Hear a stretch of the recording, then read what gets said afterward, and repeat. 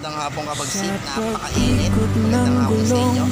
Nandito po ako ngayon sa trabaho namin, August 2. Kung makikita nyo sa likuran ko yun, yung mga kasama ko sa trabaho. Sa biyahe ng buhay, kung Nag-sign up po ganun ako ay ngayon. wag nang mangamba.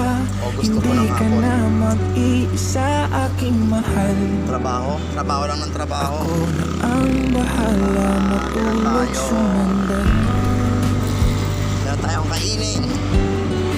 Yan mga kabagsik. Pag wala tayong trabaho, hindi tayo makakain. Ayan o. Kumapit ka, mahal.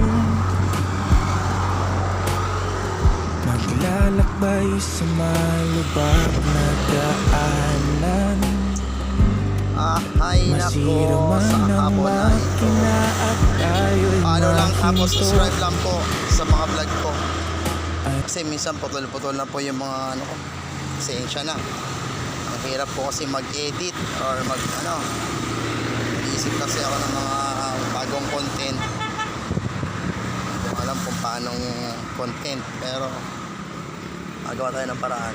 May mga kasama ko. Kaya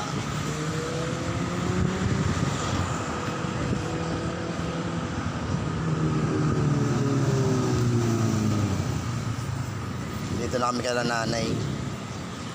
Magpapahinga muna kami. Maghihintay kami ng ang in kasi namin alas 3 pa eh. Kaya mas maganda mas maaga kami sa trabaho. First come first serve kasi doon eh. Sino yung mauna sa amin, hindi yung makakapasok sa trabaho.